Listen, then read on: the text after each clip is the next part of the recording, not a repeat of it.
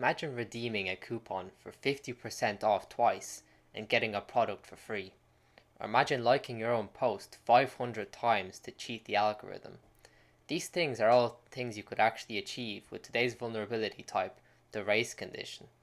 Hey, I'm Jacob, also known as YakDev on YouTube, and I help people find bugs and make money on platforms like BookCrowd, HackerOne, and Integrity. I'm documenting my progress in book bounty through this YouTube channel, sharing tips, tricks, and things that have worked for me so far. I've earned several valid bugs already, and that includes a 4-digit payout. So a race condition is essentially caused by improper handling of concurrent requests by the server, and the server incorrectly determines and sets the states in which objects are in. So I've prepared a little demo here to showcase that. So this is just an API backend server in Flask, and there's 4 routes here, and the one rule is that users are not allowed to create public tasks. So a task here is something that we can see here, just pretty much a JSON object. And in this workspace, you can see this workspace is set to private, so we should not be able to create a task in that workspace, a public task in that workspace, that is. So if you go to try and do that, it returns a forbidden error. But we can also modify tasks, and in this race condition, if we try and do 2 things at once, so modify 2 states at the same time, there is a potential for the server to get confused. And if the authorization check is not implemented properly, the server will actually set the workspace ID and the privacy at the same time, but it won't validate one against the other. So let's give that a try. We'll go to burp and we'll create a new task. We'll just call it RC, which is what I usually call it. And we'll duplicate it like this, right? So in one of these tasks, we want to try and set the privacy. We want to get rid of the workspace ID so that it doesn't set it there. And then we want to set the workspace ID to 1, like so. So first of all, we want to make sure that this is actually in the second workspace ID, which should be the public workspace that we can create public tasks in. So that validation check will go through. And then we want to set this task to be public, which will break the authorization check. So we'll go to send these requests in parallel. And once we send them in, we'll see that this returned the workspace ID of 2 and this returned the workspace ID of 1. But if we actually go and look at this task now, we'll see that it's a public task in the workspace ID of 1.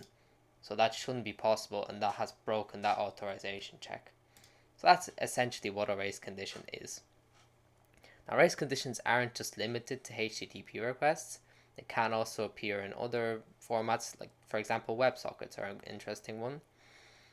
And if you want to exploit more complicated race conditions, and sometimes you might have to line up, for example, the race window, you might want to use an extension called Burp Suite Turbo Intruder, which basically gives you more in-depth control over how the requests are sent, and would allow you to basically line up these requests so that they match exactly the time frame you want to send them in. And in terms of the impact of race conditions, most of them lie in the low to medium range, but it does really depend on the functionality. Payouts for something like email validation or getting multiple refunds could be huge. And any way to use a race condition to, for example, gain access to an admin panel by bypassing an email validation check would obviously be marked as a critical and be given a huge payout. So what components would you want to check to look for a race condition? The main one is, of course, going to be your email validation. So any way to modify your email address on a website is going to be a gold mine for any sort of race conditions, and I highly recommend you check out James Kettle's research on this called Smashing the State Machine. It's a great one. where he looks into the email validation on GitLab. And other shopping features are also a good example of this.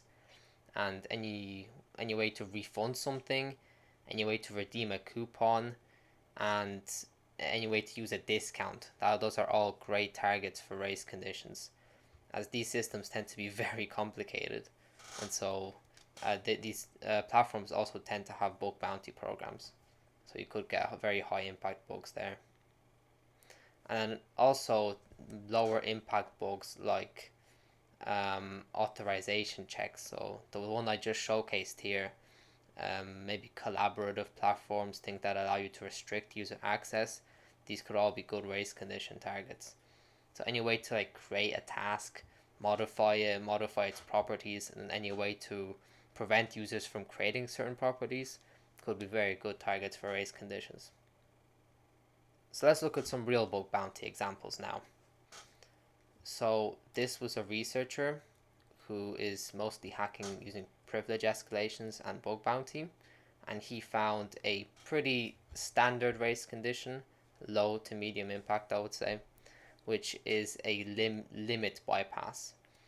So in this website you could only set up your team to have 3 members in it, but using a race condition, using a race condition on a single endpoint, he was able to bypass that limit and have more than the 3-member limit set here.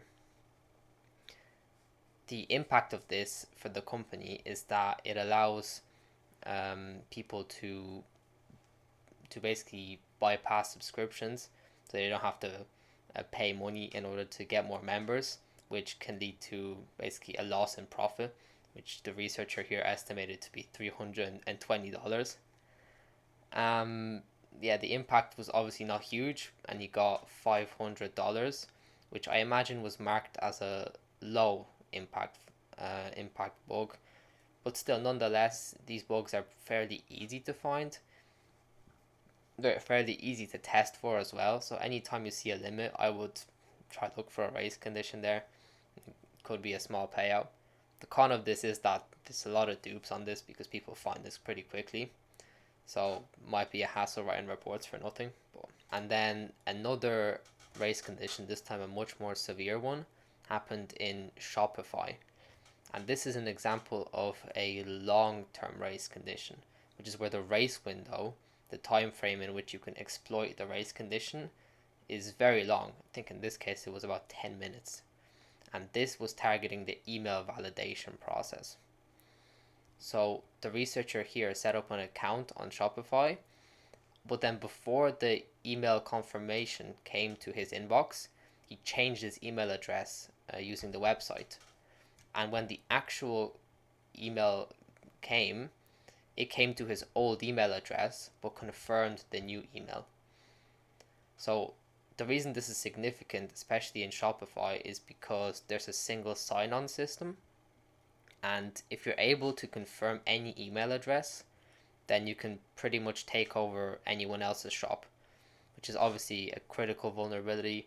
He was awarded $16,000 for this.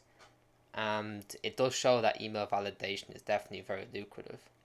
And if this wasn't an option here in Shopify, a lot of companies, they actually link the admin panel or employee features to the email that an account has.